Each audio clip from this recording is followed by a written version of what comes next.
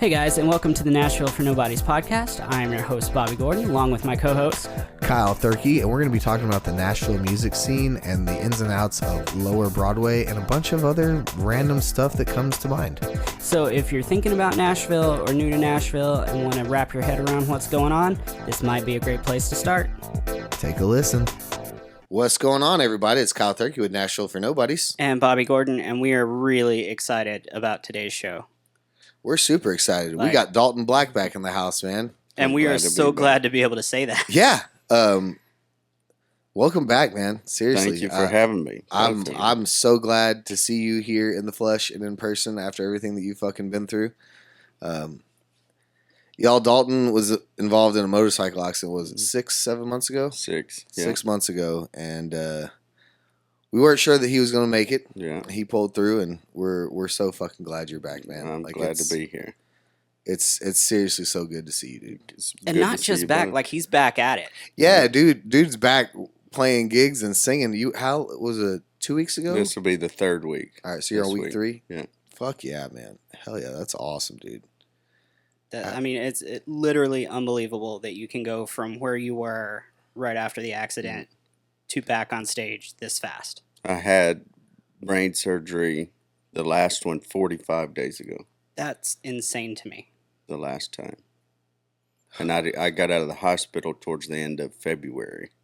So I've been home still less than a month, I guess.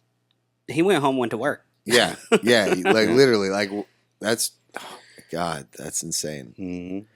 Well, home for like 2 days and I can't handle it. I can't just sit here. I got to do something. Because I've been sitting around for 6 months. I'm ready. Yeah. Well, tell us what happened, man. Yeah, let's just start from the beginning and go.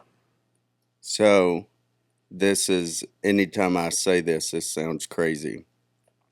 Still to this day, I guess it don't sound that crazy at the extent of brain damage that I had.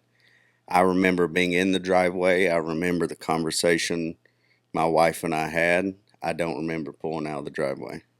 I have no recollection at all pulling out of the driveway and driving to work. I was headed to sing, and I have no recollection at all of even going to I live like 500 yards from a stop sign. I don't even remember making it to the stop sign that day.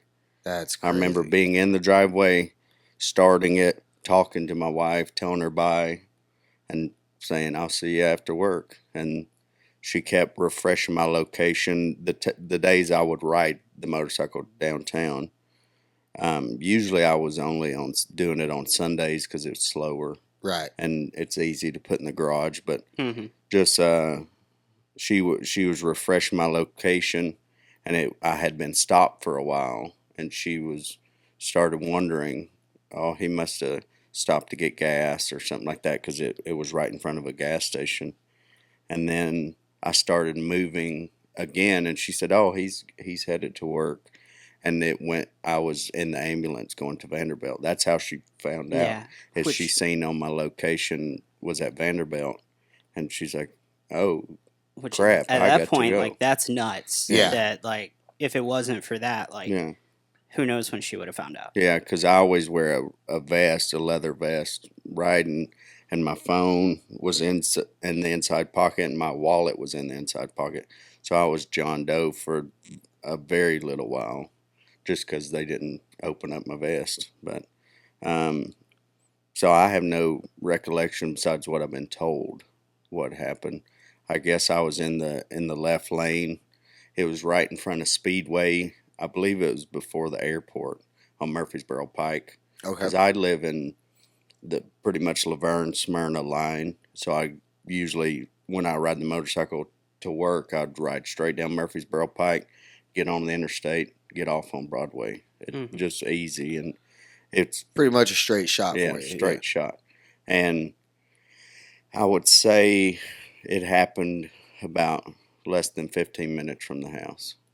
And I was in the left-hand lane, and somebody came over onto me, and I guess knocked me down to go down, and they didn't even hit the brake. They just kept going. Kept going, and oh man, The witnesses, it must have looked really bad. I don't know how, and a person with a heart could seen what they just did, and if it looked to the extent that the witness said it did, they called it a fatality when they called it in.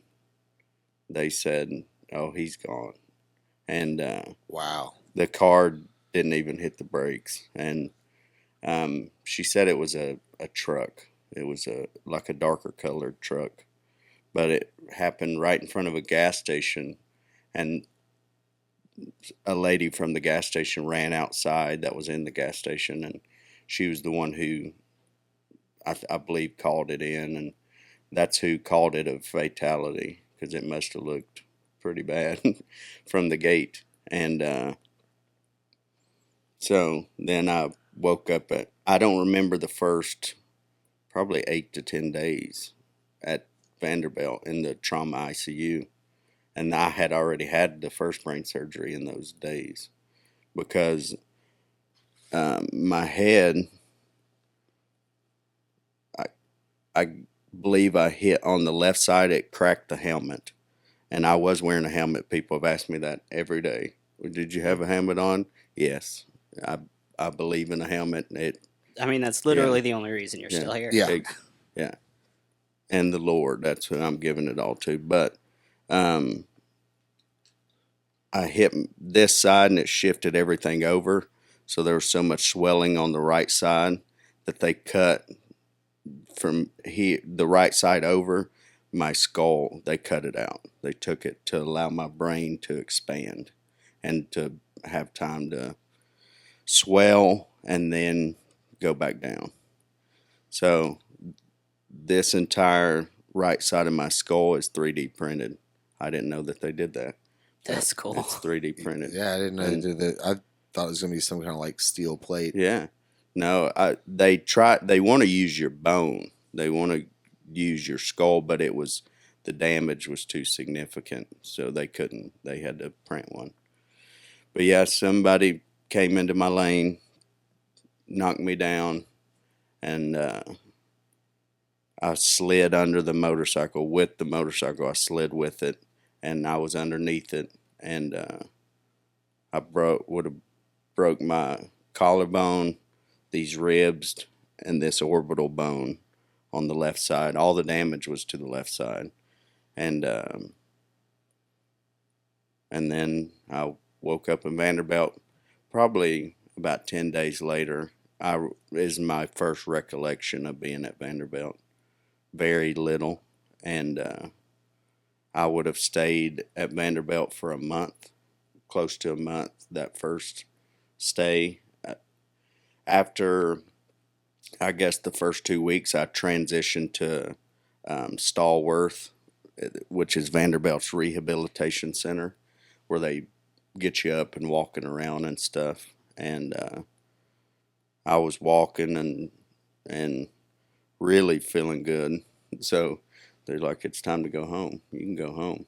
So after that month, I went home, and they're like, "We have to wait for your brain to go back to normal size before we put the plate in." That's what took so long. Okay. So that's why it took until January. The wreck happened August 30th, and I didn't get my brain or the skull put back in until January. So my brain would go back to being at a place it could accept it. So I went home, and people were so kind and donated a lot to me, and I really appreciate that, and that's what got us through. And I had put out a thing about wanting some exercise equipment. Mhm. I didn't want weights, and I wasn't trying to, Yeah, You just body wanted to build. move. your body move. won't be able Yeah. to take it Yeah. and handle that for sure. So I had I got donated a treadmill, elliptical, and a bicycle, which I still use to this day. And it really, I believe that's a big reason on me being back so fast, as I went to that as soon as it was safe and it wasn't too strenuous, and I really did it's in the garage, and I did it every day leading up to this surgery, and that's what I pretty much have done the entire time is exercise and try to be healthier. Just and, like a rehab yeah, exercise yeah, to just and get rehab you. at home, and Yep. So that's what I've been doing, and then we scheduled the skull replacement in January, so it was pretty much just a waiting game. And I was, as you both know, you stay very busy too. I was going crazy. It's like I got to find stuff to do, and so I was really hoping for the surgery to be quicker. I was really pushing for it I to bet. happen faster, just because that was what was stopping me from resuming normal life. And, Right. But you can't control your body, and it wasn't ready at the time. I wanted it like December, or the end of November or December, and it just wasn't ready at that time. So Broadway had a benefit for me, which I was very appreciative of, and I did not expect, or I thought I was just a name on a schedule, and they really have been very supportive. So I'm very thankful for that. There's a lot of people in town that care Yeah. about you, man. Yeah. Like there really are. I mean, a lot of people rallied together Yeah. after your accident, and it was really cool to see this community do that too. Yeah. So I'm glad that our music community was able to help you guys out. I know Samantha time. was stressing. Yeah. She Definitely. I can't even imagine being in her shoes. Almost losing a loved one and having to take care of kids and having Right. to work a job to Yeah. No, to take she, care of she you. played superhero Yeah. well during that whole time and kept Definitely. everybody updated. Yeah. And like I would every day or two Yeah. jump on Instagram. All right, what's her last video? Like, Yeah. what's going on? Yeah, there was a while where I wasn't on social media outside of just like our podcast stuff. Yeah. So I would just go on there and check, just see how you're doing, see Yeah. what was going on. That's how I kept up with it. That's how we all knew. Yeah, So- she did an amazing job, and I've went back and watched some of the videos that she made and seen some of the posts, and I'm very appreciative of her and my family. My dad came to town and stayed, and my brother and our daughter was very instrumental in my recovery, and I couldn't have done it without them. And that's the main thing I want to relay to. I correct people all the time, and I know I don't have to correct many people that don't know my story as a 5'6", 150-pound person, that I'm not Superman. But people who know the story, that has been thrown around a few times, and I'm not. I have a super people around me, and that's why. Yeah, you've got a hell of a community and tribe Yeah. around you. That's Yeah. for sure, man. And it's all from them and God. I've really leaned into my faith, and it's all from that. It's not me. It's nothing I did. And if I was Superman, that's what I've said to everybody. If I was Superman, I would have bounced and stood right back up. I didn't bounce, and I didn't Well, get you back might have up. bounced, Yeah. but you didn't stand right back God up. damn it, Bobby. Yeah, I didn't bounce, and the motorcycle looks good, but everything I had on does not. It looks pretty rough. Yeah, like I said, I saw the pictures from that first week or so Yeah. that you were in there, and I thought the bike was going to be pretty trash. We So, did too. Yeah, I never even thought for a second there was still a bike. Yeah, No, Right. not at all. Not after seeing the pictures. I was like, Mm. I was like, oh yeah, that bike's gone. So I'm glad that it's okay. Yeah. It's also crazy that you said you're ready to have you ridden I it? have ridden it. God, you Yeah. crazy son of a bitch. There's no fear from it. It didn't do this, and Yeah. that's what it didn't do this. And we're not going on a campaign of, oh, you should stay away from motorcycles. No, I feel completely the opposite of that. As long as you ride it safely, and I never speed, and always wear the helmet. And I think people who don't wear the helmet are crazy sometimes. But, I agree. I'm I never speed or try to pass people, or don't wear the protective stuff, because it does make a difference. Truly, I'm living proof of that. But yes, I have ridden it, and I was ready to a lot sooner. I probably was ready to when the first stay in the hospital. My mind has never changed, and it's not going to change. I was ready for it then, and the metro had it so long, which is probably a good thing, that without my skull put back together, it's probably a good thing. And Yeah. so I waited, and at the right time, and I haven't ridden it far, but I've ridden it twice, and just it feels good. It feels like riding a bicycle. That's why I liked it so much, is because it feels good, and I've not rode it at night or anything, just around during the day a little, but that's what a lot of people have asked. Even doctors. So some doctors I still see. I saw a doctor this morning because I have to have my blood tested to make sure everything's cooperating. I have to have my blood tested every month to make sure it's cooperating with my heart, and now with the implant in my head. And Yeah, for those of y'all that may have not listened to the first podcast when Dalton was on here, it's a pacemaker, right? You have a pacemaker? it's a mechanical valve. Mechanical My valve. aortic valve is mechanical. Yeah. But that whole story was insane too. Yeah. So go back and check out that podcast for sure. So yeah, not only did he go through this motorcycle accident, but he also has a heart condition prior to that. So this was like really fucking crazy and amazing that you're still here. It I'm really very is thankful. And I guess when I went to the hospital the night of the wreck, they were trying to figure out, because I have a card in my wallet that shows the valve and stuff, and who put it in and different things. And my wife was real instrumental in getting that. Hey, you got to have this before you do any operating. This has to be seen and made sure it's okay. And Yeah, because that's a whole other can of worms they could have opened up. Yeah. Exactly. Well, whenever you want to go ride, whenever you're feeling comfortable to do a decent ride, let me know. Yeah. I'd love to go ride with you. I was looking at yours outside. We'll go take a look at it after it. Absolutely. Yeah. I've only had that since I think June of last year. So not even a year. I've had that one. Yeah. I got rid of the Sportster, went a little bigger. Yeah, that's what I want to do. And I'll put it on here. Mine is for sale, and I saw that. You cannot tell that, because I want a bigger one. And after telling this story, they're like, "Who would want to buy that?"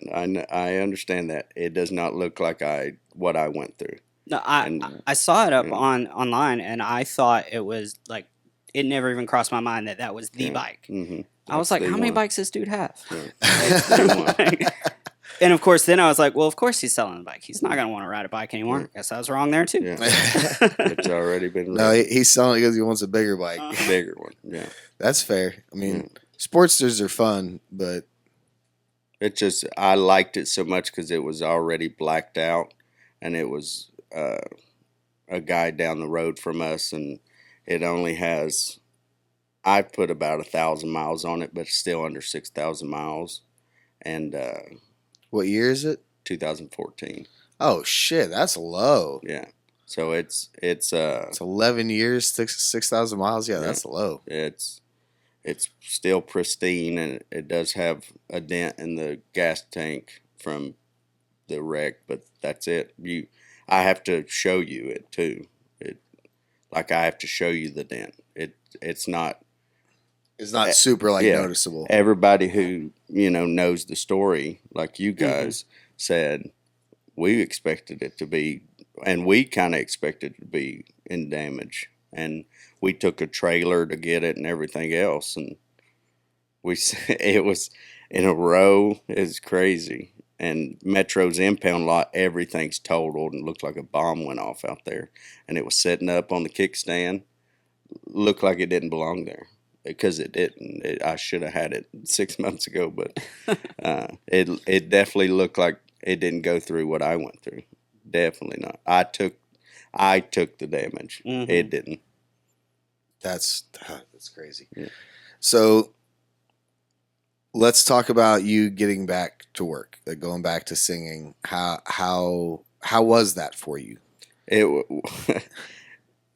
Oddly enough, let's start with yeah. like you're home Yeah. and you pick up a guitar and start singing. Yeah, I picked up. They brought a guitar to me the first hospital stay, the first month I was in, and I just strummed and there was a like a voice person that comes, speech therapist that comes in and helps you. People that have traumatic brain injury sometimes have to talk, learn how to talk and different things. And she came in and we started writing a song. Oh, nice. And that was towards the end of my first hospital stay. And so I tried to do that and play the guitar at home and play around. And what I have noticed is when I went to Broadway for my benefit in November, and I've noticed now that it's a lot louder than I remember. Definitely louder. And I have in-ears and I've really depended on those, but that's the big difference is it is a lot louder. And that's the adjustment I've kind of had to make so far. So is that from the injury or is it from you taking time off? I think just taking time off. I believe, yeah. Because I feel like that much time, and yeah. I mean, what we do is Yeah. strenuous on our ears. So if you're taking time off, that's healing. Yeah. And I I would had to go think, to I don't the Clearly, I'm voice a center doctor. at Vanderbilt because I had damage to my vocal cords from the first hospital stay when they put a tube in. Mm-hmm.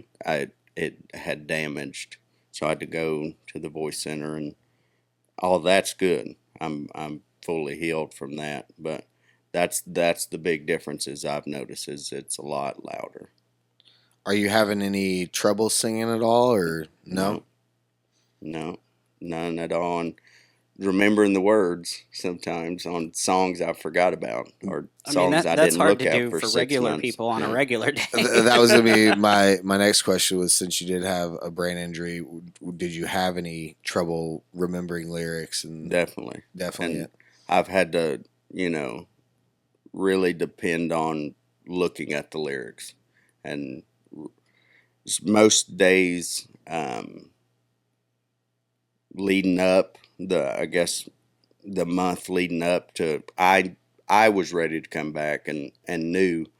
I pretty much told them I was coming back before I had that doctor's clearance. yeah. Because I was determined and I was ready. So I was listening. Anytime I would take a shower, I would put my set list on, and that has really helped me. Just by playing the set list and listening to the songs anytime I take a shower.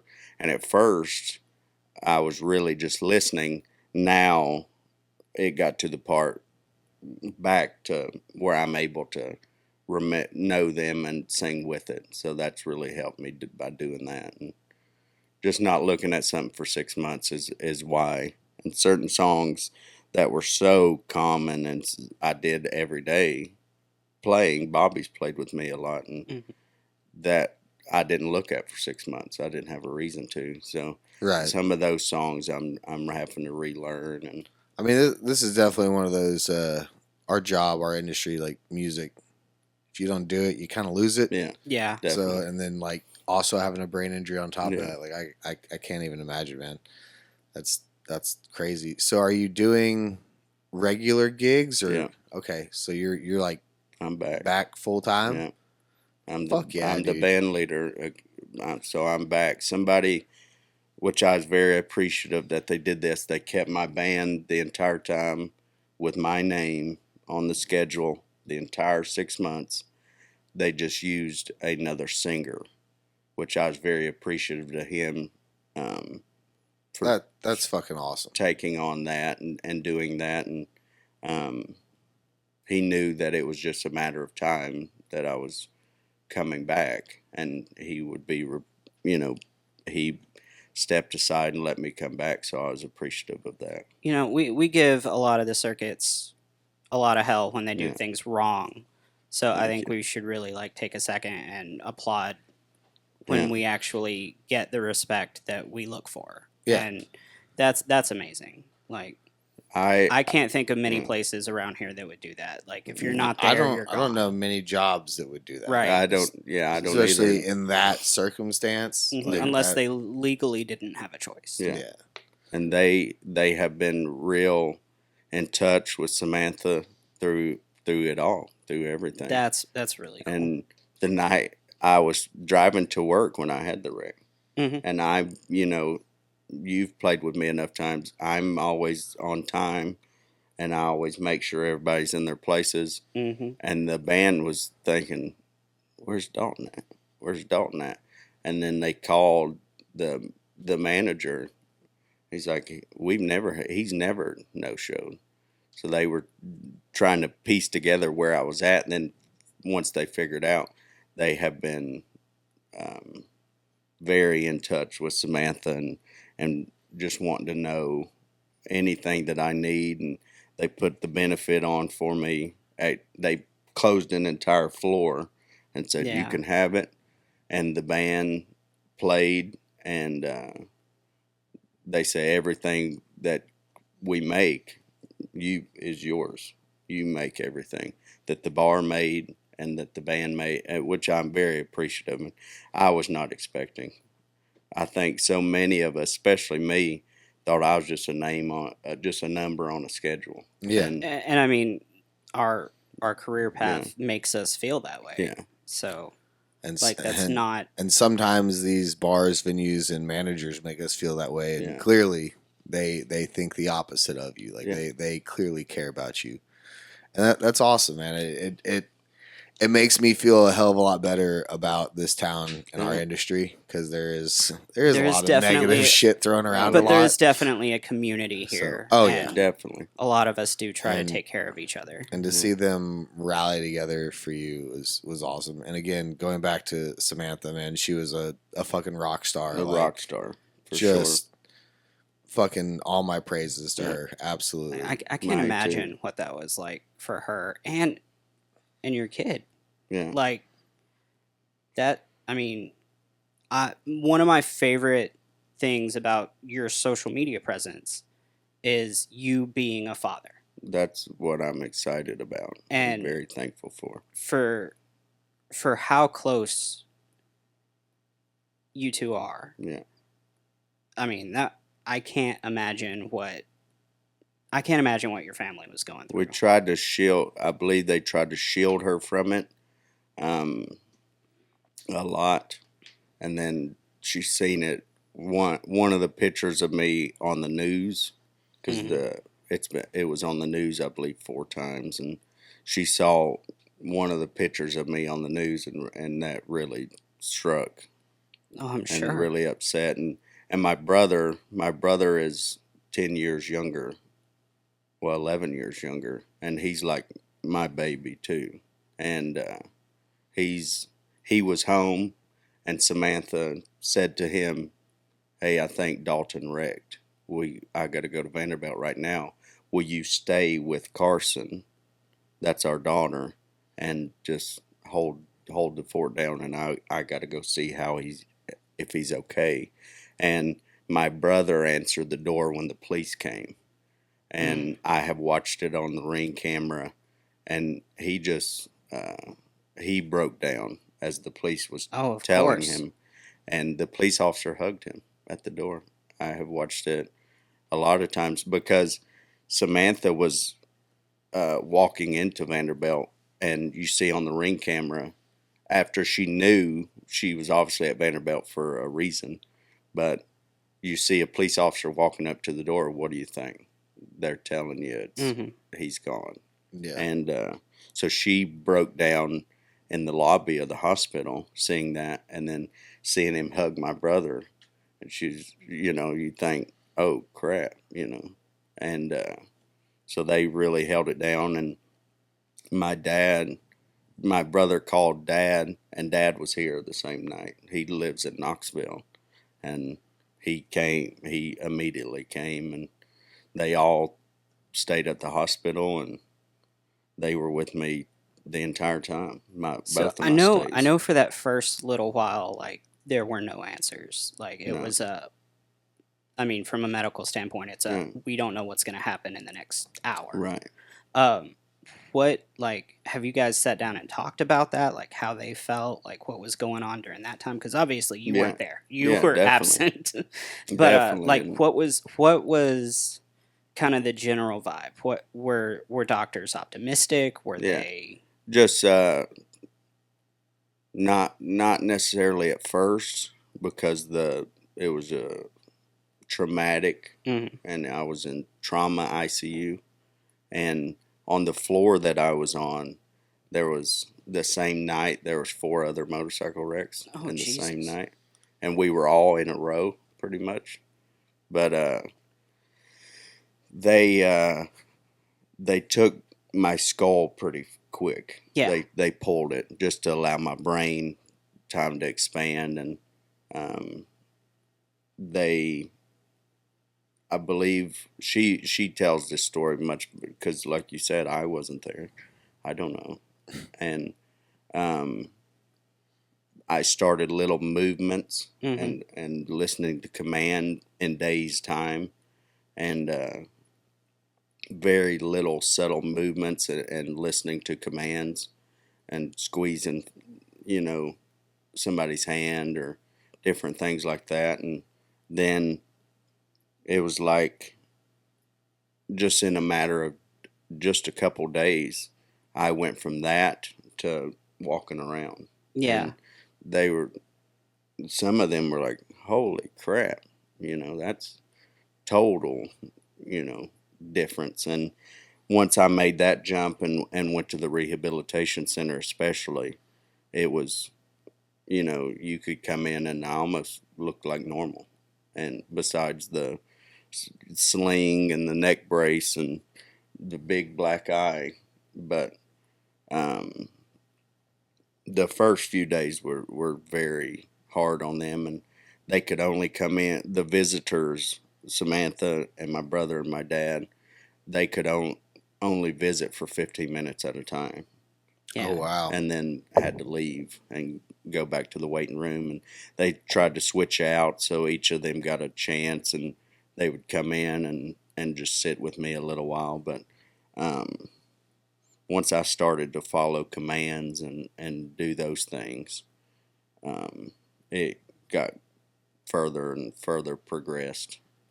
So they were very happy to see my progress, for sure.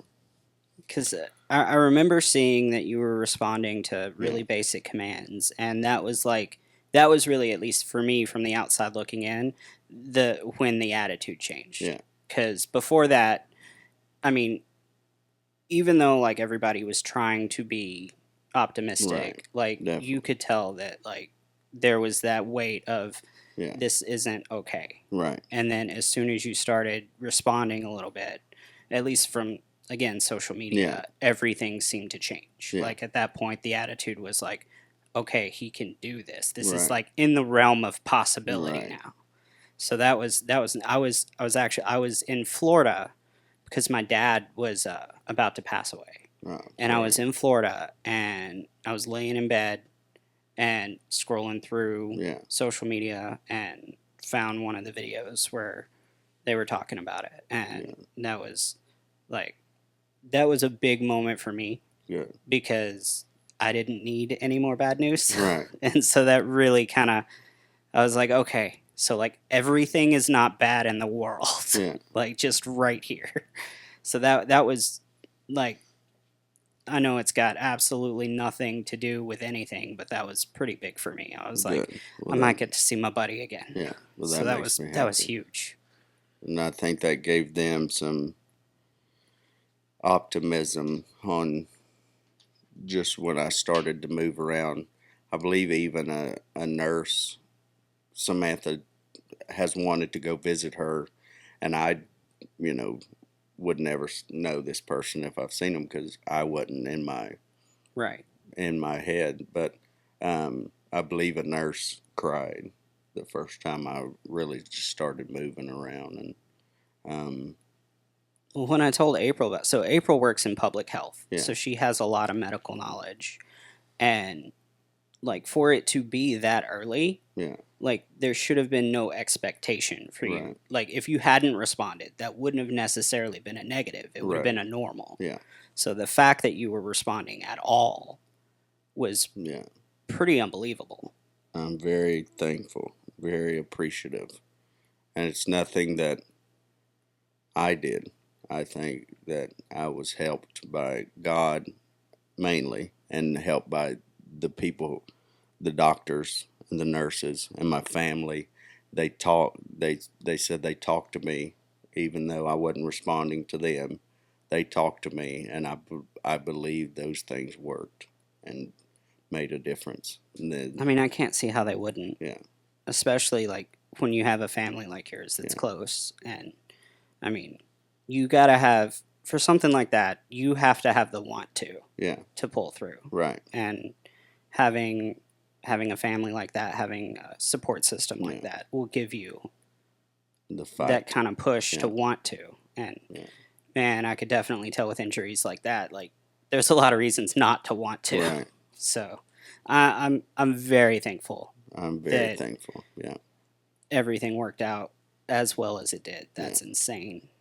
And I think that not having I'm very thankful also that I did not have I don't have any memory of the trauma Mhm. part and the really putting things back together and the pain and things like that. I don't have really any recollection of that at all. And they said I was doing funny stuff and just silly stuff that would make them laugh, but I don't remember any of that either. And they can all say the first time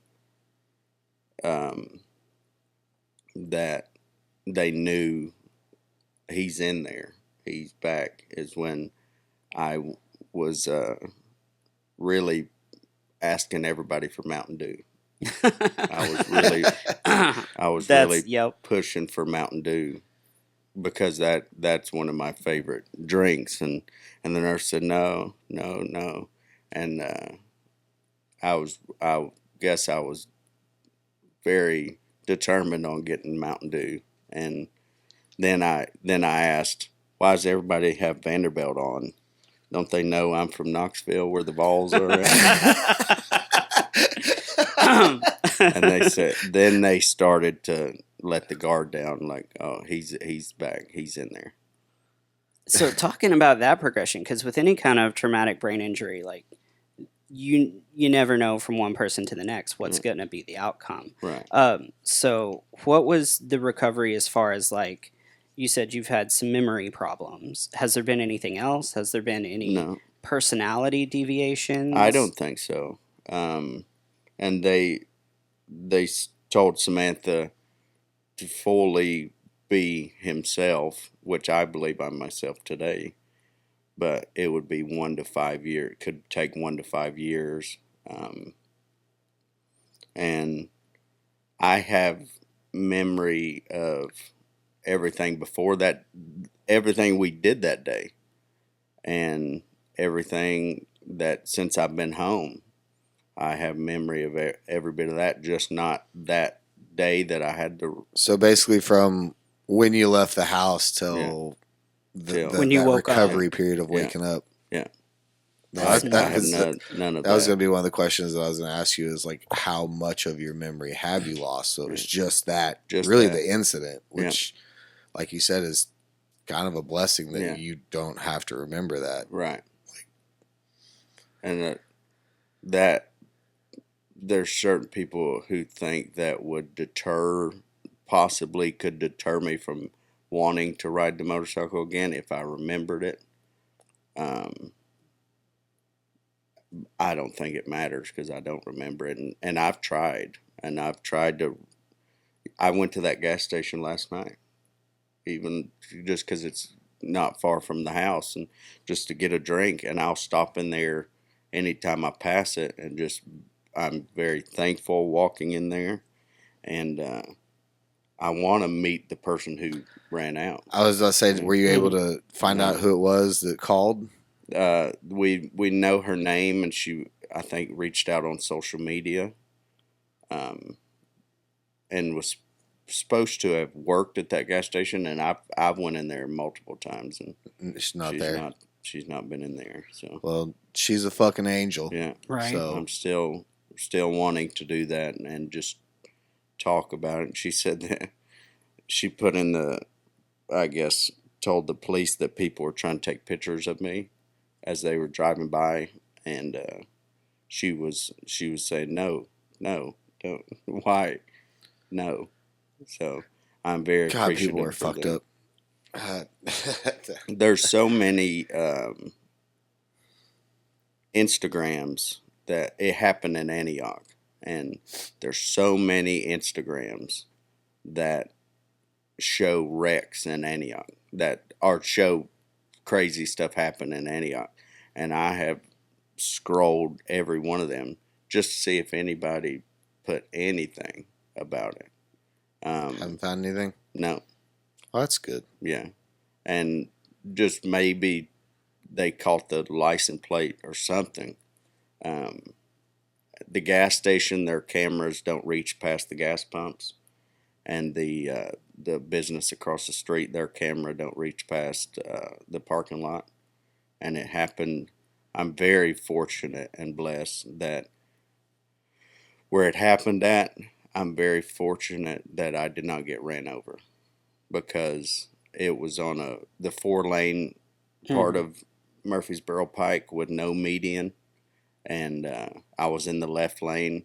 I must have been passing somebody, and I'm very thankful that I didn't get ran over, because that is a massive possibility. And the police blocked the road off, obviously, after they came. They blocked it off on both sides. But in the time, and being at night, I'm very, very thankful that I also didn't get ran over, because I may not have survived the wreck plus getting ran over. Yeah.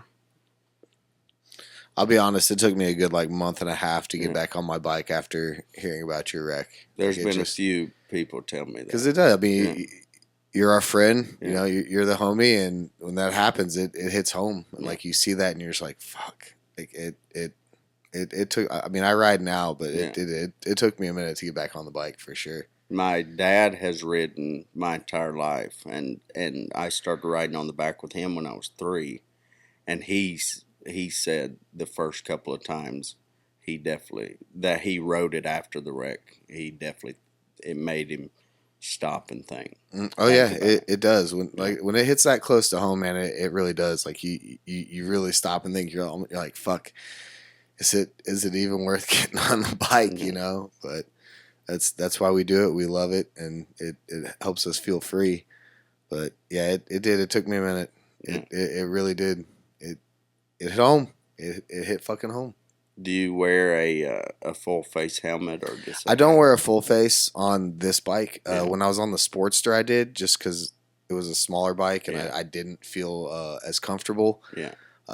This one I don't. I just wear the half cap. Yeah. It's very much like the one you have, like the German style, military style looking hat or helmet. Yeah. But I wear vest and jacket because on my Sportster, the one day I wasn't fully geared up, I laid that motherfucker down, literally, or turning into my neighborhood right here. I laid it down and tore up my whole arm. It was this arm actually. Tore up all of this arm, and my pinky nail, my thumbnail, both had holes in it from grinding against the ground because I wasn't wearing gloves. So since then, if I'm on the bike, vest, jacket, helmet, gloves. If I'm on the highway, I'll wear a full face. Yeah. I'll wear a full helmet, but just like going to the gym, going into town, just riding around, it's the half cap. But I have thought about wearing the full face a lot more after seeing everything That's that you the went main through. switch that the 2 times I have ridden it, that's the main switch is to a full face, and because the helmet, the half, it cracked. Do you still have it? Yeah, I have everything. We have That's everything pretty from cool. the rig. I And kind of want to see it. my vest, which I just like it, so I wore it every time. It was cut, and I took it to a leather shop by the house, and he knew exactly. He said, EMT special. I said, yep.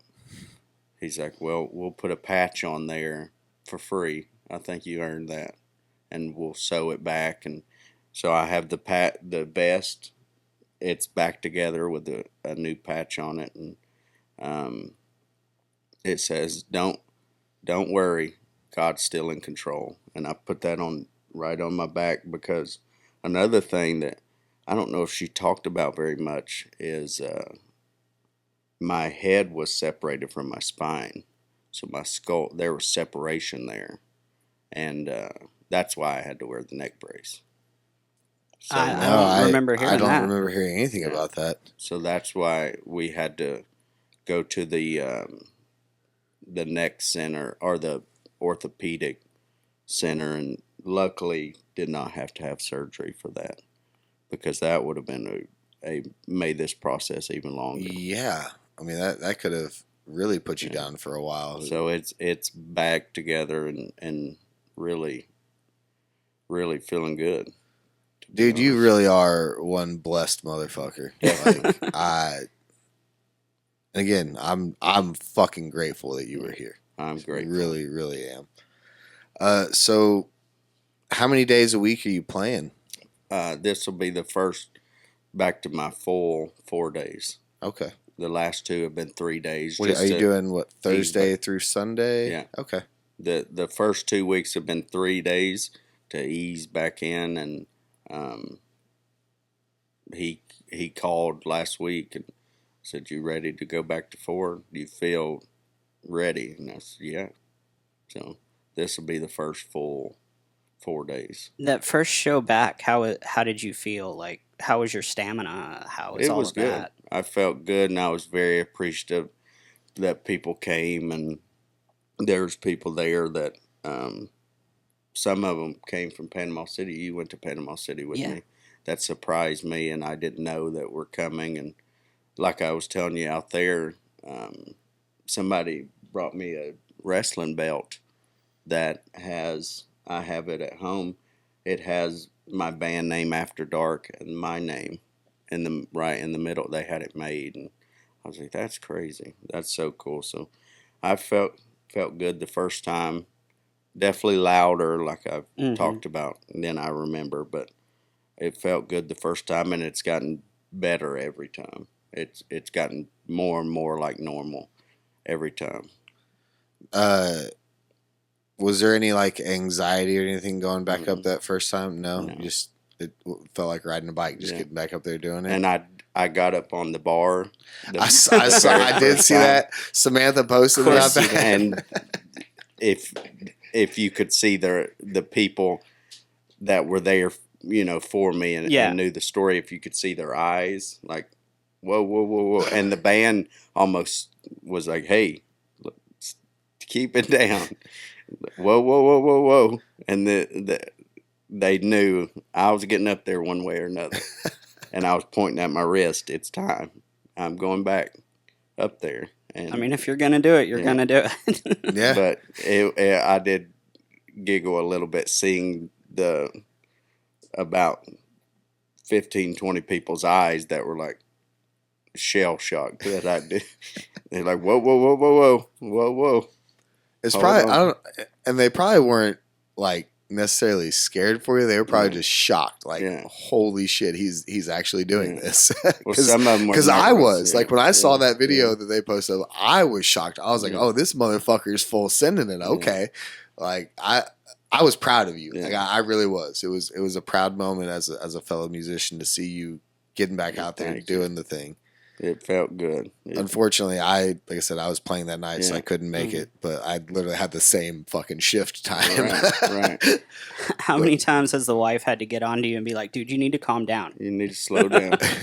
When I really pushed to drive really fast, and once we got the clearance from the doctor, I have been driving around the whole time, pretty much. But at first, when I first came home, I was pushing to drive. And we will take you in. There's 3 people here that can drive you anywhere you want to go. And you're like, that's not the point. That's yeah. You're like, no, like I feel trapped. I'm just trapped. I want to move. I need to get out of here. But that's really it. Man. And anytime the motorcycle comes up, she's still very apprehensive about it. Oh, I'm sure. Because of what all it's put us through. And it's not its fault, and that's what I preach every day. And it's not the motorcycle's fault, and it's not a death trap or a death wish to do it. But that's the time she's apprehensive, is when the motorcycle comes up mainly. For sure, which I understand that. Well, and I've talked to several people about your accident that are like nurses and doctors, and they've all said the same thing. It's never the rider's fault. It's hardly ever the rider's fault. It's always somebody else. And just people aren't paying attention to us. Yeah. And a lot of them they'll see us and they're like, well, I'm in a fucking vehicle. Like, I'm bigger than you. You're gonna have to get out of my way. And oh man, look out for bikes. Yeah. That's what I've been.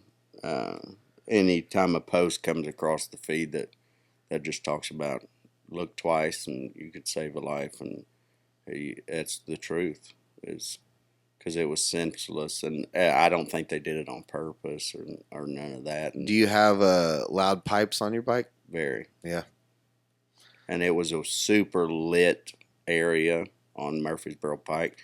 It was it looks like daytime at nighttime. Clearly, because of the incident, the person that is just a fucking jackass. Yeah. Like, that's just a shitty person, because if you hit somebody or knock somebody over, like, you're gonna feel that in your vehicle. Yeah. It doesn't matter how big your vehicle is. Right. Like, you're gonna feel it and you're gonna hear it, and to not fucking stop, that's just terrible. Yeah. Not even touch the brakes, and we don't know. We have no clue who it was or who it could have been. And if I had to guess, and I don't want to guess because I don't want to stereotype or do anything like that, in the area that it was in, to make it make sense in our heads, and we have really thought that it could have been somebody who was Hispanic and was illegal, and that's why they didn't want.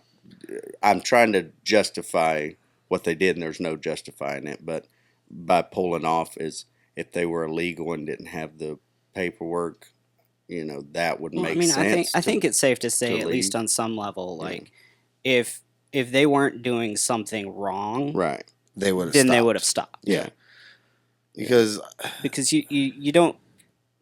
I mean, a hit and run, like, that's a crime. Yeah. And you wouldn't commit a crime, like, unless you were going to get more trouble if you didn't. And there's a reason, crime like that. Anyway. There's a reason they call things accidents. Like, accidents happen, and unfortunately they do, and some can be worse than others. And if they would have just stopped and fucking called the police or 911 immediately, that it's an accident, right? Because my first thought is, well, they didn't have insurance, so they were trying to get the hell away because they can't afford it. Yeah, that's what or they'd already been drinking. Yeah. My thought was they're doing something wrong. Yeah. My thought was more along the lines of his. It was someone that was undocumented, didn't have a driver's license, didn't have insurance, something like that. And they're like, "Oh, I'm screwed. I'm going to jail. I'm going to prison. Let's just run away faster." They were scared of something. They were scared of something. You can pretty much guarantee that. Yeah.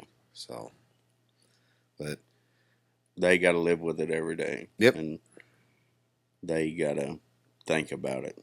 That, man, maybe they forgot about it, but they had to think about it at least for that time that it happened. So that the therapist that came in, the speech therapist that came in, you said you were playing the guitar. Y'all wrote a song. Like, is it a song you actually like finished, or was just something y'all just kind of like? No, just started to, verse chorus type thing. And, Gotcha. And just to work that muscle out. And have you been writing at all since you've been a little back? Okay. And when I had my surgery in January, I scheduled my new song to come out on the same day.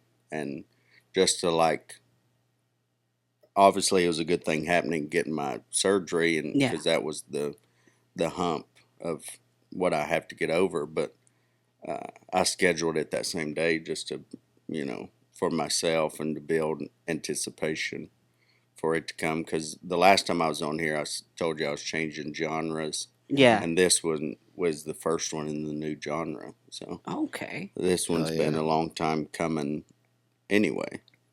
So it's I think perfect. And they played it for me in the OR. I always thought that was so nice. That was so cool. That is pretty cool, man. When we went into the OR and we were prepping for surgery, they played it for me as I drifted, as they put the mask on and stuff. So I always thought that was cool.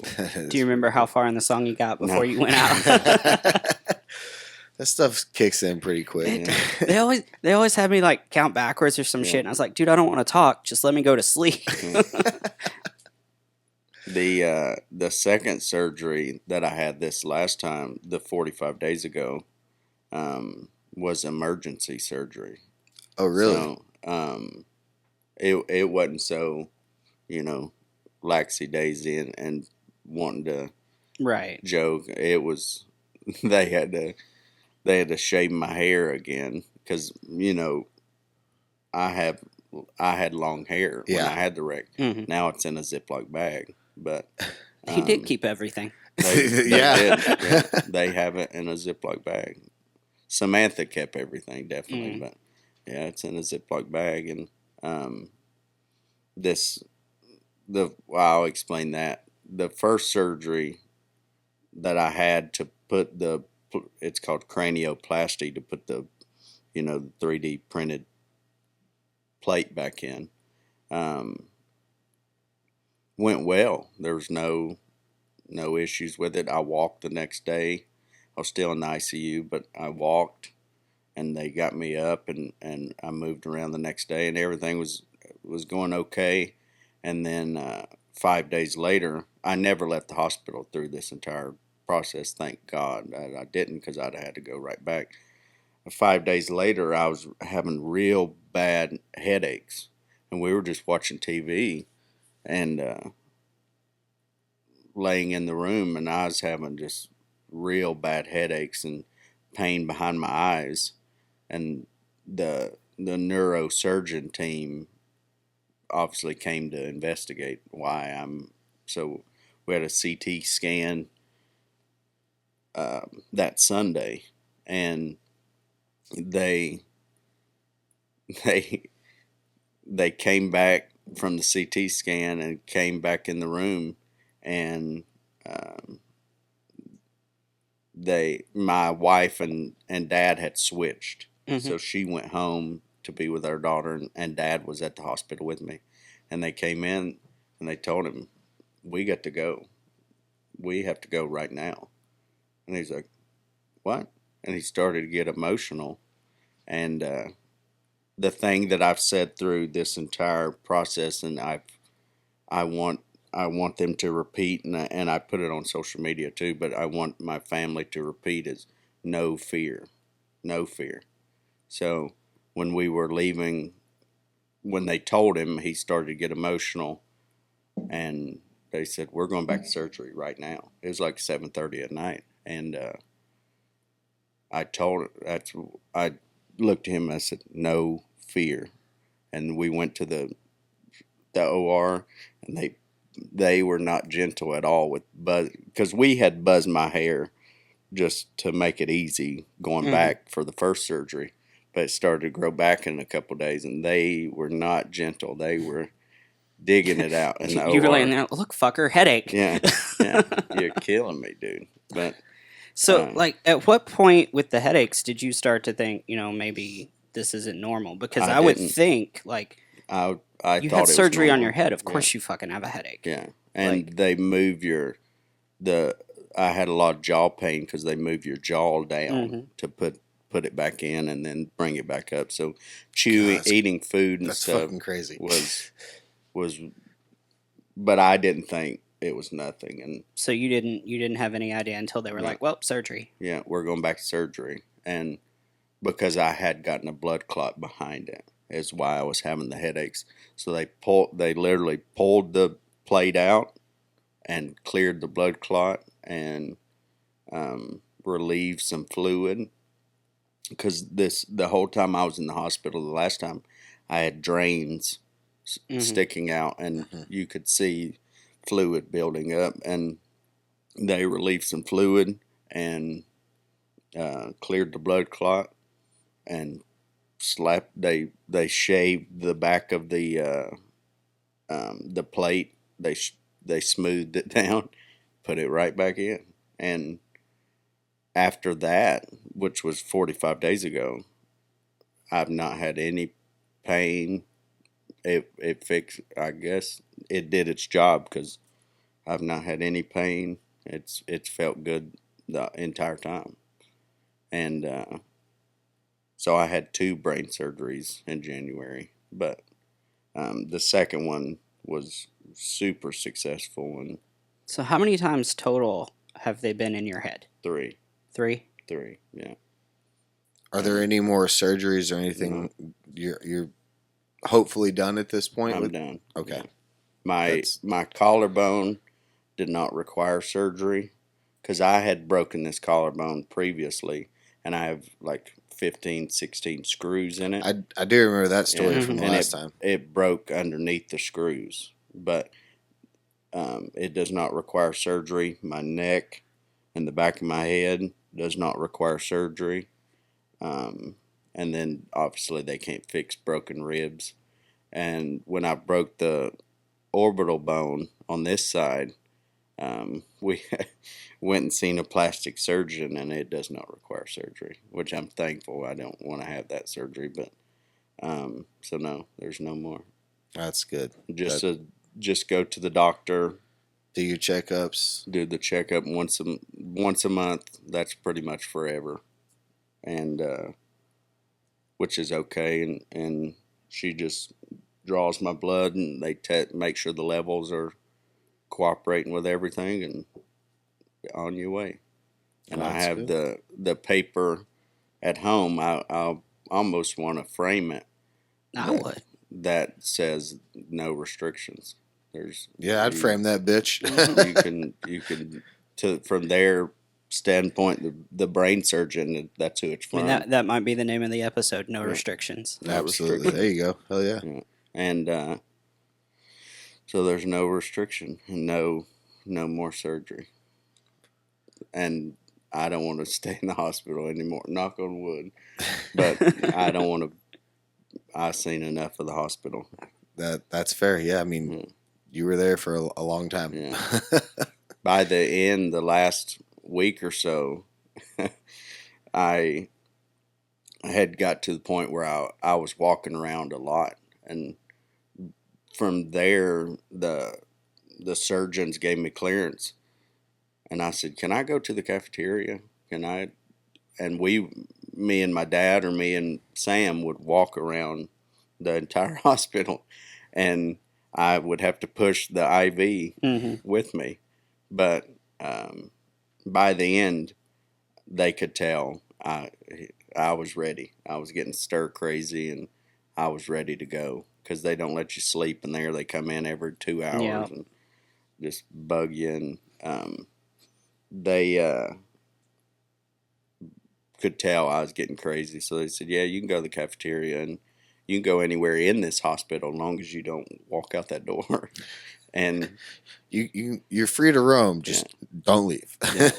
I had taken the the gown and stuff off, and I was wearing normal clothes. And by the last couple days, I would mess with if it would be a shift change and a new nurse, I would just sit in the chair, and I had the normal clothes on and stuff, and I would keep the bathroom door shut, and they would come in. I said, "Oh, he's in there," and they would stand outside the door for about 30 to 45 seconds. And I said, "No, I'm just kidding. It's me." Oh, that's and funny as hell. You could really pass for a visitor. You could, because it was almost like talking to me like this. And they're like, "You could really pass for a visitor." I said, "So, if I want to leave, just because I have this IV in is the only reason, or I would be leaving." I'd be gone. I was ready to go, but I'm very appreciative of Vanderbilt and all the staff. They really did their job and did a good job, and I'm very thankful for them. Clearly, it looks like they took care of you. So I'm very well. I mean, if I didn't know, I wouldn't know. Yeah, yeah. I think that's a blessing in itself that I have to tell people. Most time, especially at the extent of what I went through and how recent it was. Yeah, because if you're wearing a hat, you have no idea. Right. So. And Dalton's always wearing a hat. Yeah. Even when he had long hair, he was wearing a hat. Yep. I'm ready for it to come back. Hopefully, it's coming back.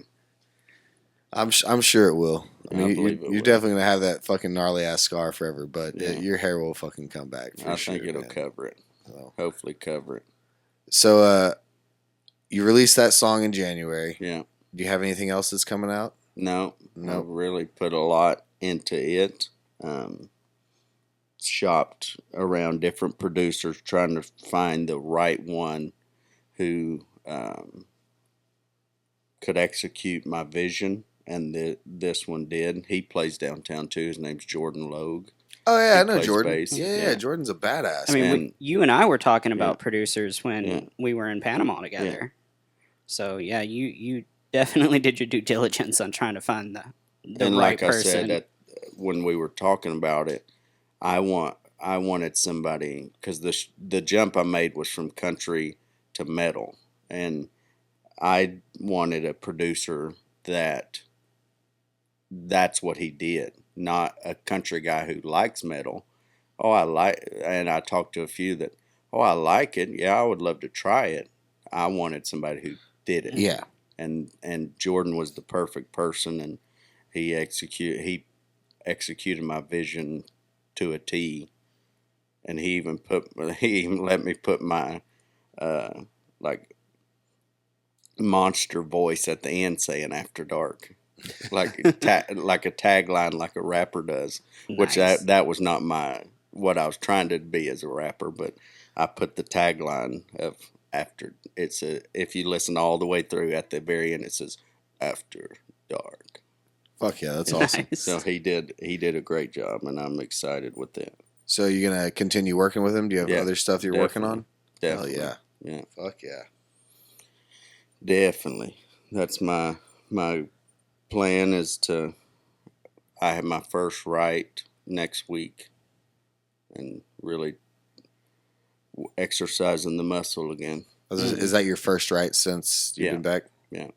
So you're just fucking full swing back into shit. I'm ready. Hell yeah, dude. That's awesome. Ready. It's fucking great. Like that's great news. Like all this has been fucking great news, man. I'm glad to talk to you guys. Oh yeah.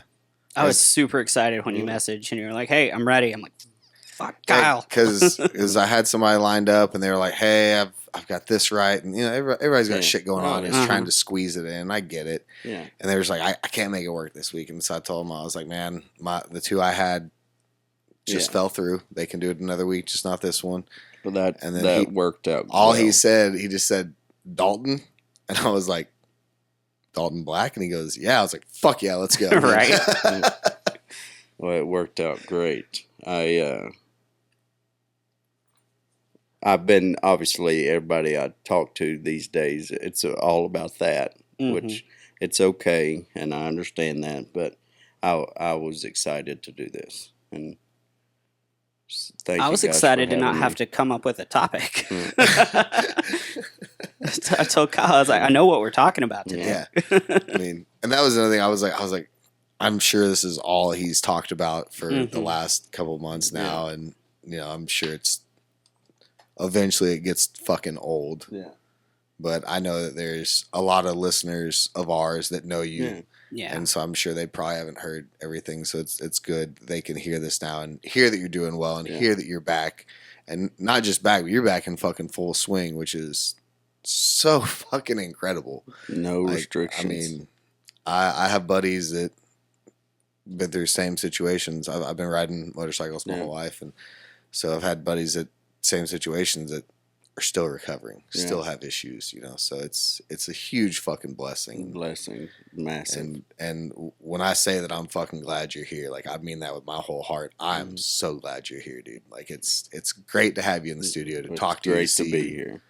So, and now I'm real fucking excited that we still have a chance to ride together because when that happened, I was like, man, we never fucking got to go ride together. Right. We talked about it, and so that's so easy to do with people in our industry too. Like we want to do things together. We want to hang out and be friends, and then it's just not this week. Well, it's hard. I picked up an extra shift this week, not this week. You got to plan shit and then out years later, and it just hasn't happened. Right. So definitely make that happen. Yeah, and it's easier for me. Like I have nothing tying me down. Where you guys have family and kids, and so it's harder for y'all to do shit. But I'm just excited that my friends are still here. Yeah. You know what I mean? Yeah. Like I'm that's excited to be here. And I cannot wait to be on stage with you again. Definitely. So I still as soon haven't as your shared the stage guys with you. absent, call me because I need that. yeah, I still haven't played with you, so I'm fucking ready. We'll make that happen ASAP. Whenever you need a bass player, just fucking holler, man. So that way Kyle can tell you he's busy. Fuck you. Hey, you guys work the same nights. We pretty much do. This is true. This is why we haven't played together, because we do. I mean, if Dalton fucking picks up closing a Tuesday day shift, you'll be there. Yeah, but because you do. he ain't doing You're what, that. Thursday through Sunday closing? Yeah. Okay, so the only day that I don't close of those is Sunday. Yeah. So Yeah. if you ever need me on Sundays, I'm good. I guess being away from Broadway for the time that I have been, I was walking down, I guess last week, to my shift, and there's so many places that I've never seen. Some of these places, I was like, where in the world is this place? Oh yeah, I mean since your accident, I think like 3 bars have opened up, and then Right. 2nd Avenue reopened, Yeah. and yeah, so that's fair. Yeah. That's got to be a little bit of a shock, Yeah, I'm sure. Jelly Rolls, I guess, it's huge. I was like very caught off guard by it, because I was going to Honky Tonk Central, and I walked past it, and I was like, holy cow. Yeah. That was not there before. Yeah, because that was the one that was all blocked off Yeah. for so long, and they changed it. Originally, it was supposed to be something else. I don't remember the name of it, and it wasn't up until November or December when they decided to. Yeah, it was November. They decided to change it to Jelly Rolls, and then they were trying to do that opening for New Year's Eve, and that's what they did. And then they closed for like a week or two and finished up all the details. I actually went in there. Let's go ahead. Let's talk about that bar real quick. Okay. I went in there twice. That's a lie. I went in there 3 times in 4 days. Already lying to us. Yeah, right. No, I had to think. I went in there 3 times in 4 days. I did some private events, and we just had time. Like we had breaks. Like I had like an hour break where I wasn't doing shit. They were doing like awards. So we're like, hey, let's go walk around. So we went and checked out Jelly Rolls, and it's a cool bar. It's big. The stage sucks. Like, Yeah. it really does. Like you can't. I sat there and watched these musicians just try to do what we normally do and interact with the crowd, and you can't. Yeah. Like you just people, and then when people are trying to request songs, they're just shouting it and yelling it at you. Yeah. Yeah. And like, yeah, you may have your QR code up there, but they don't care. They're just shouting it at you, and they know because they're so far away, they can just keep yelling at you. Because it was originally supposed to be for a DJ, that stage. That's the way it looks. Yeah, and they were supposed to just have bands on the second floor on the weekends, I guess, and then they were like, "Oh no, we need a band every day here." Now, apparently, I did talk to one of the managers who's a buddy of ours that used to work at Old Red, and he said that they are going to be making changes. They're going to make like a bigger stage down on the floor.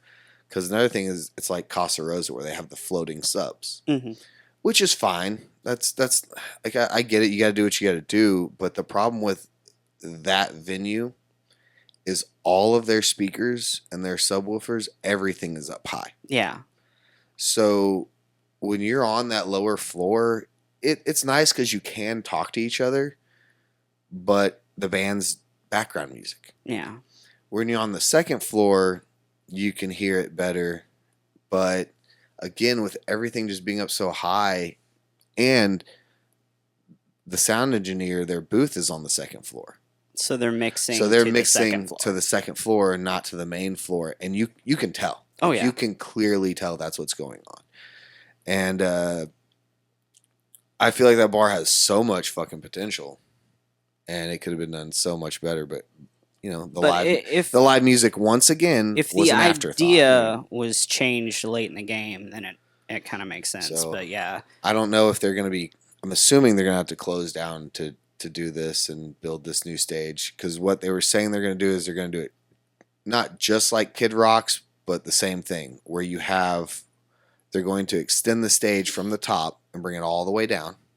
Mm-hmm. And it'll be like Kid Rock's where you have an opening on each side. So like you come in that front door and then you walk around, you know, around the stage. So it'll be very similar to Kid Rock's is what they're saying they're going to do. Hopefully that makes it better. We'll see. But once again, you know, even though the live music is the biggest draw to this city, for whatever reason, we're put as the afterthought. It doesn't make fucking sense to me. No, it doesn't. So, it's a cool bar, has a lot of potential. We'll just see what happens with the new stage. Yeah. I'm hoping that fixes everything because I felt terrible for the bands. The bands sounded great. Like the bands that they had sounded great, but they just it wasn't a Broadway show. It was like they're just up there playing background music essentially. I mean, I feel like a lot of times we have to compete for attention as is. Yeah. And if you make that harder, then it's just... Yeah. And one of the nights that I went out was Sunday night, and then I went out Wednesday and Thursday. So Sunday, Wednesday, Thursday are the days that I went out and or went to Jelly Rolls. And Sunday was very busy when I was out that day. It was a very busy day, and I stayed in there I was hanging out with some friends, and we were there for like an hour and a half. And I felt so bad for the band. I felt so fucking bad for them. Like, just nobody gave a shit. He's trying to talk to the crowd. Nothing. Yeah. Because he's up there isolated in almost like a cage. Mm-hmm. It's like going to a zoo. You're like, hey, look, monkeys, a bear, a gorilla. Dance, monkey, dance. Cool. And then you move on. Right. Like, Do you know what the base pay is there? Is low. Is it? It's low. It's Whiskey River Lucky Bastards pay is what it is. Gotcha. Which, if you have the potential to actually make tips, that's fine. Mm-hmm. Like I can't argue a pay like that. Right. If you have the potential to actually make But they have tips. to set you up for success. Yeah. But there you're set up for failure. And the people, I have friends that play there. Steven, my guitar player for Clever Alibis, plays there a couple days a week, and he's like, yeah, we hardly make any money. He goes, it's a base pay gig. And I hate that. Because that end of the street is already hard enough. Because everybody is between 5th and 3rd most times. Yeah. Right. And that's after, that's like right there after 2nd Avenue. So like or it's between 3rd and 2nd Avenue. Like that area past Kid Rock's, it's hard to pull people into any bar. It really is. Actually, I think it is. It's right next door to Kid Rock's. Yeah. So you're Yeah. fucking competing with, and you know what? Now that I realize that, they said they're going to change the stage to be like Kid Rock. So you're going to have 2 Kid Rock bars side by side. Oh, man. This town is something else. And the thing about Kid Rock's is, like, that's kind of like it's been here long enough that like it's a staple, Right. Yeah. and like that bar is a draw. That stage. Well, first of all, that bar is always packed. Like Mhm. it is. It's like Whiskey Row. It just has a good built-in crowd Right. most days. And if the band's good, it fills up real quick. Mhm. And that stage, in my opinion, is badass. Like Mhm. it's one of the few stages. I still haven't played Kid Rock's main, and I'd I love haven't to. either. That stage is badass. But to have like two of them almost identical Right. next to each other kind of cracks me. Like I just Yeah. realized that talking about it, I was like, oh, this is gonna be kind of funny. Like, so we'll see how it works. And I think whoever the owners of the Jelly Roll bar, because it's licensed out to Jelly Roll. It's not Right. like he owns it. I think whoever the owners were that decided to switch it to his bar thought that because of how big of a boom that he's had, Mhm. they were gonna have They would pull.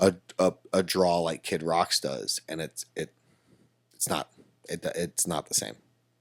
Well, and see that's what I was kind of getting at is like Kid Rock's has been here long enough that anybody coming to Broadway knows Yeah. that Kid Rock's bar is a Right. thing. Yeah, Like Jelly Rolls was open before I realized that it was there. what's crazy is more people now coming to town know about Kid Rock's bar Mhm. more than they do Tootsie's. Definitely. And Tootsie's was always the name, always the staple in this town. Like that, Right. it's historic.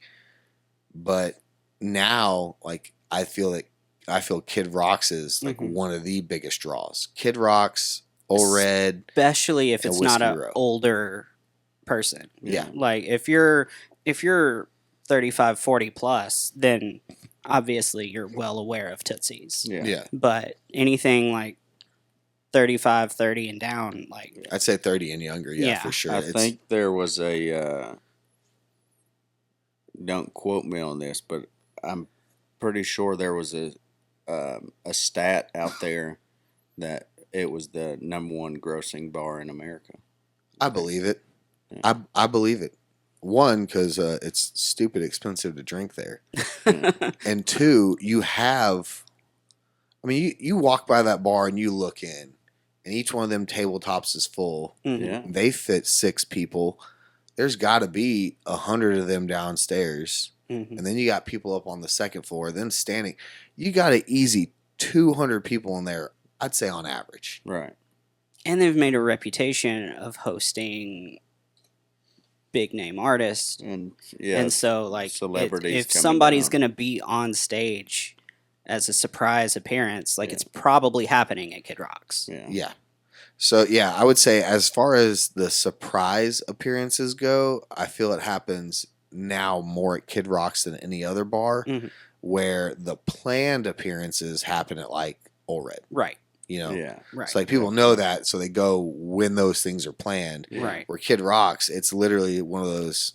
It Somebody's could happen. hanging out in Nashville. It could happen and they go. any fucking Yeah. weekend. Yeah. Like because that has happened, Mhm. And then how many Definitely. times does Kid Rock just go and hang out at his own bar too? Mhm. So then how many times does he cry? Well, yeah, no. That was at JBJ's. that right? that was Yeah. that was the last time was at JBJ's. He's had a few incidents in town now. He just gets drunk and does his Kid Rock thing. I mean, he's always been that way though. Yeah. Yeah. Like let's be real. This isn't like a new thing for Kid Rock. He No. was this way before he had a bar in this town. Yeah. Like it's just now. No, he's always there's a lot done more whatever eyes on he him. needs to do to be the center of attention. Oh, Like yeah. that's been his entire career. Yeah. If it's controversial, if it's going to cause a problem, if it's going to get him in the media, that's what he's doing. Yeah. I've never met him. So I've never had any kind of conversation with him. But the people that I do know that have met him and had like a normal conversation say Yeah. he's a really fucking nice guy. Mhm. Yeah. That's So- that's what I've heard too. I don't fucking know. It's it's the dichotomy of like who you are as a person Right. and who your persona is. Yeah. Exactly. So are all your shows there? Are you still at Rippy's?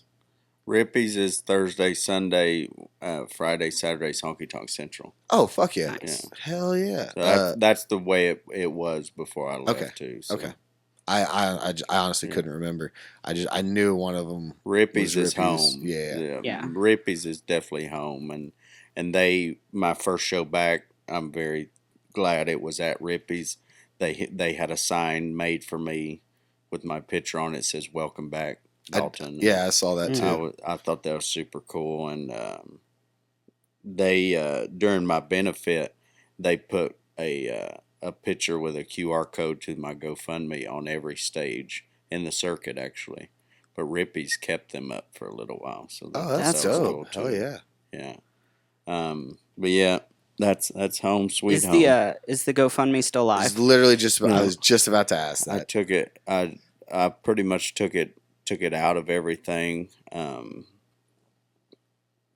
Because obviously we're not in a great place. No. Because I will show you off the camera my statement from Vanderbilt is $1 million. Of course it is. That the one I got, and they sent notifications on the Vanderbilt Health app, and it says it's it's just a computer program doing it, and that's why it does it. But it's like, can you make a payment of $350,000, and can you set up a payment plan of $6,000 a month? It's like, no, who can? No. But it's I took the GoFundMe down because our living expenses, we're trying to get back on track and everything, regulated and back to normal. So I took it down because I was very fortunate and thankful for all the help we had gotten from it, and Music Cares too. I don't know if you guys have ever done any dealing with them. They have helped too, and there's a church called Woodmont Hills, and they did a meal plan for my family, like brought meals and stuff while I was in the hospital, and they have donated a lot too. So I felt like it was time to this last hospital stay. I pulled it down, and I would say you would still be able to find it. But it's not in any of our bios Gotcha. or anything. So it's active. It's just not posted up anywhere. Okay. Got you. Okay. Yeah. So what was your then I can still find thought it. when you saw that $1 million bill? Yeah. Well, I'm thankful to be alive, but it comes with a price. It definitely comes with a cost. That it does. I'd have been like, you're not getting that, right? And we just kind of laughed at the notification said, "Can you make a payment of $350,000?" No, I can't. Who can? Dalton was like, "Here, take it out, it out. Yeah, Don't need it anymore." You can have your 3D printed skull back. Here you are. I think Samantha said that she saw it's $15,000 per day to be in the ICU, and I was in there a lot. That was almost where I was exclusively at, is in the ICU. And man,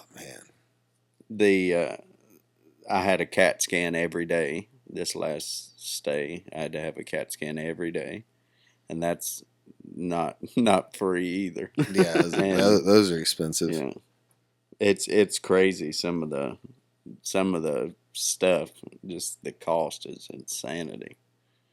But it's the price you pay, I guess. And well, they're not going to get it. it's the price they pay. Yeah, it's the price they're trying. That's what the write-off's going to be anyway. But, I think you could send $1 per month, and it's okay. I think somebody told me you can just send $1 a month, and it's all right. I kind of feel like with a bill like that, hospitals will have to just be like, "Hey, can you help?" Yeah, they approved me for Vanderbilt. It's called Vanderbilt Help, and they did approve it. So the medication I came home with was all covered, and they did cover certain things, so that was cool. do you have insurance? No. Okay. Mm-mm. I never have. I mean, I have insurance, but it doesn't help much. It don't. I'll be real honest. That's why I don't. So I'm having a spot removed on the back of my head, and it's nothing major. It's just a fucking cyst I'm having removed. I've literally had for like 20 years. Yeah. I'm just tired of it. Looks like a fucking golf ball on my head. Just my consultation for that, just to walk in, sit down with him for 3 minutes. I wasn't even in the office for a total of 15 minutes. But to sit down with him for 3 minutes and for him to tell me what I already knew, and then explain how the surgery was going to be, which I already knew how it was going to go, was $500. Yeah. And my insurance covered $97. I had to pay the rest. Goodness. And same thing going in for the surgery. The surgery is only going to be covered like 45%, and I have to cover the rest. And it's going to be a pretty penny. Right. So, yeah, I think insurance is that's another thing we've learned is, like, who do you have your motorcycle insurance through? Geico. Nice. So mine was through a company, because our car insurance is through the General. Okay. So when you go to the General to add a motorcycle, it sends you to this third party that they work with. Right. And Dairyland is what it's called. Since the wreck was a hit and run, and there's no physical vehicle, they are not covering anything. There's no physical vehicle that I can show them, and they did not go to the Metro impound lot to look at the motorcycle, because we didn't know the extent of the damage till we went out there and seen it. But isn't that their job to go out there and look at the vehicle? They did not go and look at it. An insurance company's job is to find a way not to pay the insurance. Again, insurance companies are fucking scams. Yeah. Nothing. Yeah, nothing. They not covered any medical anything. Any business at all that is for profit that is designed to help people is for profit. Yeah. But yeah, we were surprised at that, because I did have motorcycle insurance, and if it would have been totaled, it would have been on me, on top of all the medical expenses. That's nuts. That really is fucking nuts. And somebody reached out to Morgan & Morgan for us, and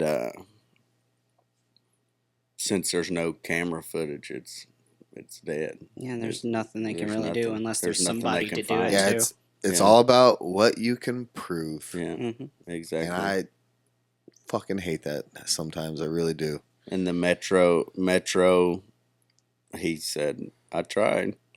There's no, which it's not his fault, but there's nothing. The gas station don't have cameras. There's no cameras anywhere, and there's one credible witness, but she didn't get their license. She didn't pull out a notepad and let me write this down. You know what? And saying it's a whatever color truck. Right. We're in fucking Tennessee. Yeah. You know, I was just having a conversation with somebody like a week or two ago. We were talking about like the GoPros and 360 cameras and stuff. Like, I have a GoPro, and of course, it only faces like one direction. Right. But I'm gonna slap that on the front of my bike. But I'm gonna get one of the 360 cameras because, like, especially now after listening to this, like, I didn't think about some of this stuff. Like, oh shit, yeah, you have to. You never feel like you have to. I never thought about. Isn't that the point of insurance? So you don't have to worry about that part of it, right? Like, so at least you would think. I'm 100% gonna go buy a 360 camera for my bike this week now, because So I mean, I'm in a bit different of a situation because I'm lower income and have a kid. So like my insurance is state insurance. I'm on Medicaid. That's what Samantha has with Carson. So like I've never looked into what the actual insurance options are for being a musician in Nashville. So like what's the best option? That's a good question. I have insurance that I got, and it's not even that great of insurance, clearly, from what I just told you guys. I just have it as a kind of a just in case something happens. Right. The greatest thing about my insurance is I was able to set up a medical savings account. Mm-hmm. So I pay in $200 a month and they match that. So like what I'm paying out of my pocket for this surgery is coming out of this account. Right. Only problem with this is if I want to upgrade my account, if I want to lower how much I pay in every month, or if I want to cancel it, I lose everything that's in there. So you're just kind of stuck with it. Yeah. And I've had that account for 4 years. Mm-hmm. Right. So there's a lot of money in there. Because I've only had a few things done medically in the last So 4 years. realistically, you wouldn't ever want to change it unless you had a medical incident. Well, my emptied plan is because after talking to my bank and whatnot about doing a matching savings account there and so forth, is this year I have some medical stuff that I have to take care of, and I'm going to drain that account completely and then close it. Yeah. That way I at least get everything out of it, because if I just close it, Right. I'm losing a lot of money that Right. I've put in there, and that pisses me off because that's $200 a month out of my pocket. So that's what, $2,400 a year Yeah. that I'm putting in there. That's all nuts to me because, like, everything that I have done is basically paid for. Yeah. I don't pay anything or very, very little. Yeah. And then my girlfriend works for the state, so she has what would be considered really good insurance. And, like, she has to pay so much on so many things and has so many problems. And So I don't. I came across a TikTok the other day when I was editing some videos for us, and this guy had some crazy medical emergency, and they had to call an ambulance, go in, have surgery, and all this. And they got the bill a couple months later, and they noted, or like a couple weeks later, not a month, like a couple weeks later, and he noticed that there was a discount on there, but they didn't have the insurance. So I guess whenever they put in the information, they didn't put in the guy's insurance. Mm-hmm.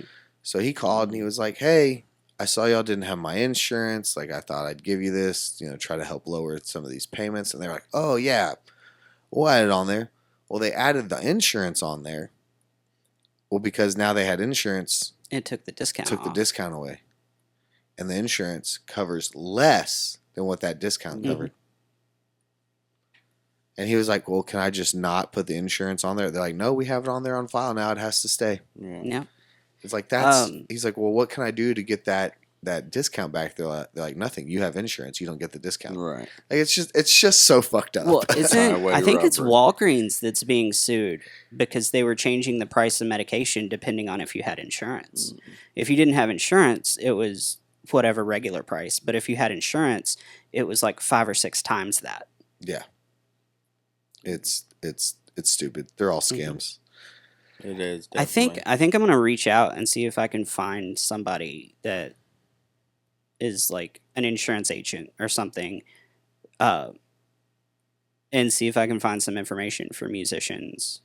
I'm of, sure like, there's ideas, I'm sure there's or even somebody somebody that to come on listens- the podcast. I was and like, I'm sure there's somebody that about it, listens to the 'cause- podcast has the same questions or has been through that has some answers for because you. I think that would. I mean, if we're gonna be a podcast directed toward talking to musicians about what to do and how to be here, Right. like that's a good good one to figure out. Yeah.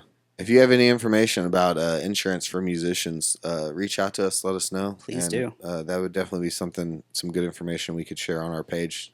would- Because I would know like- that's something because there's a lot of new people coming to town every day. So I'm sure Mhm. there's a lot of people with that same fucking question. I'm sure there's people that's been here for a decade that don't know, Yeah. Right. that don't have any idea what's I available to guarantee them. that. I also, it would be really cool because you mentioned Music Cares, and I've never had any dealings with them, but I know several people that have, and they've always spoke highly. So trying to get like somebody that works with Music Cares in here to talk about like what's available and that kind of thing. I'm would sure be we cool could too. do that. So yeah, I'm gonna make some calls and send Definitely. some emails and do some. Bobby, I also just like realized something. I don't think I've ever realized it because my microphone's in front of my face. Do your feet never touch the ground on this couch? Oh fuck no! I'm 5'5" and I'm back here in the corner. Yeah. I just realized like your feet are up. His are on No. the ground. No. I mean, if Never- I turned like this, And there's still not. like I can tap the floor, but just I've never noticed No. that. We've had this couch in here for like probably a year now, and I've never noticed no. that. I'm short. All right. Well, we're at that time. We got to get out of here. Any kind of last like anything you want to get out there or Yeah, say? definitely. It's the main thing I want to say is it is not for me to be standing here and talking and walking around is not from my strength.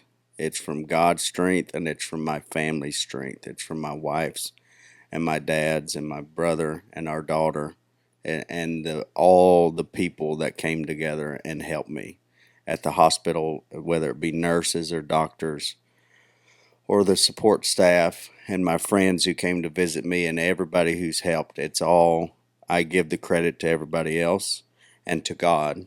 And it's not from my strength. I did not do this alone. I did not become Superman in one day. I definitely did not. And I have a lot of people to thank and a lot of help. And I'm very appreciative.